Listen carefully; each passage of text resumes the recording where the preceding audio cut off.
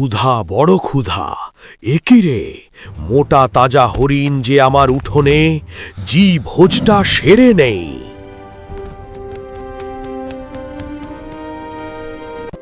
ওরে বাবারে, আজ আর প্রাণটা নিয়ে ফিরতে পারবো না, পালাই। দাঁড়া বলছি, তোকে আজ বারবিকিউ করে খাবো।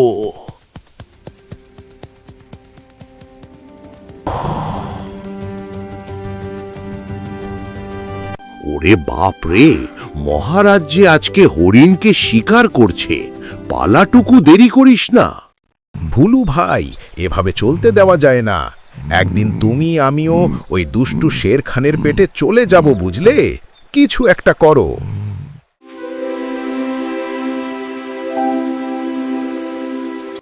তোমাদেরকে আজকে ডেকেছি ওই দুষ্ট শের খান থেকে বাঁচার জন্য। ভুলু ভাই, সে তো খুব শক্তিশালী। আমরা কিভাবে তার থেকে মুক্তি পাব? তোমরা চিন্তা করো না, আমি ওই শের খানকে একটা উচিত শিক্ষা দেব। আমার কাছে একটা আইডিয়া আছে। দেরি করিস না, তাড়াতাড়ি বল। তাহলে শোনো, আমি শের খানকে বনের ওই কুয়োর মধ্যে ফেলব। সেখান থেকে সে আর ফিরে আসতে পারবে না। কিন্তু কিভাবে? ভুলু ভাই, তুমি শের খানকে বলবে আমরা প্রতিদিন একজন করে আসব আর তুমি খাবে। এই বলে চলে এসো, বাকিটা আমি দেখব, চিন্তা করো না। ঠিক আছে, আমি কাল সকালে শের খানের কাছে যাব।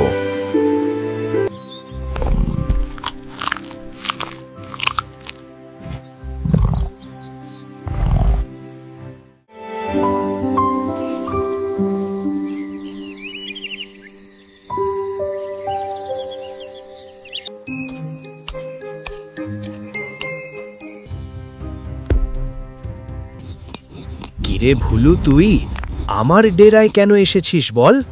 আমরা প্রতিদিন একজন আসব আর আপনি খাবেন, কিন্তু কোনো শিকার আর করবেন না। ঠিক আছে, কিন্তু দেরি হলে রক্ষা নেই।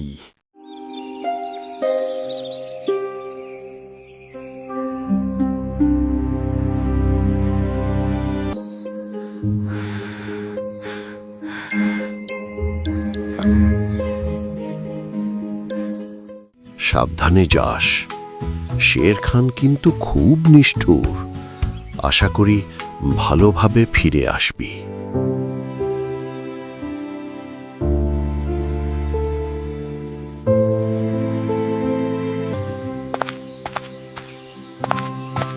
আজ শের খানের শেষ দিন।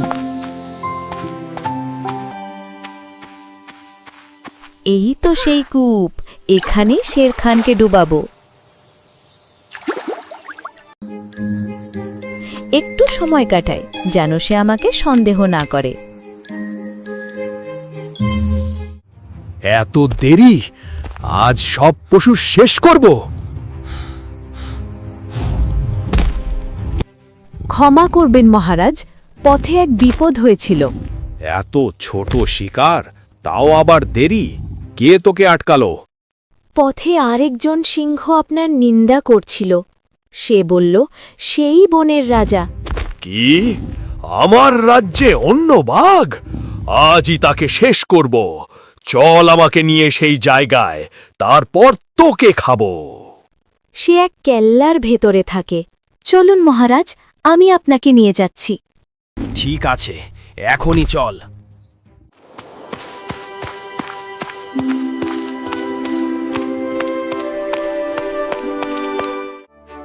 মহারাজ, আমরা চলে এসেছি। ওই যে কূপ, ওর ভিতরে সে থাকে।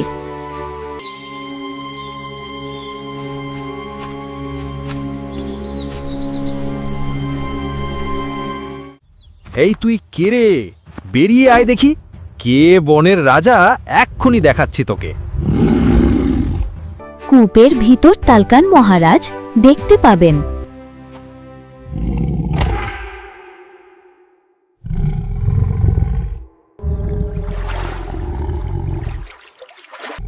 এই কে তুই? আমার রাজ্যে আজ আর তোর নিস্তার নেই। দাঁড়া, আমি আসছি।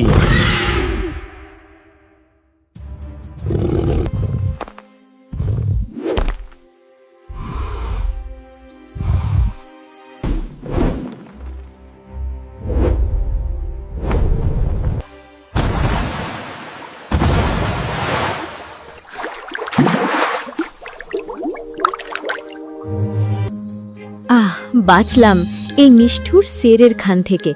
বনের সবাই আজ নিরাপদ।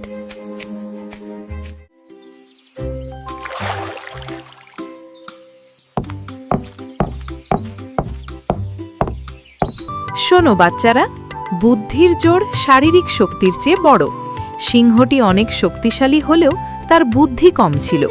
অন্যদিকে ছোট এবং দুর্বল হয়েও খরগোশটি শুধুমাত্র বুদ্ধির জোরে নিজেকে এবং বনের অন্য পশুদের রক্ষা করতে পেরেছে। বুদ্ধির জোর শারীরিক শক্তির চেয়ে বড়, তাই কোনো কিছু করার আগে বারবার চিন্তা করবে।